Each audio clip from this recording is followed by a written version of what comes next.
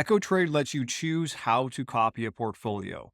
To adjust your Echo settings from the dashboard, click View Account.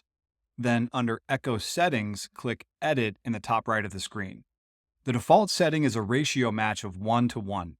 This means for every share the portfolio manager has, you'll buy one share to stay in sync. If the ratio changes to 1:2, then for every share, you'll buy two shares, etc. The second option is a percentage match. Note that this is only available if your account has more money than the portfolio managers. EchoTrade calculates the shares needed to match the portfolio on a percentage basis.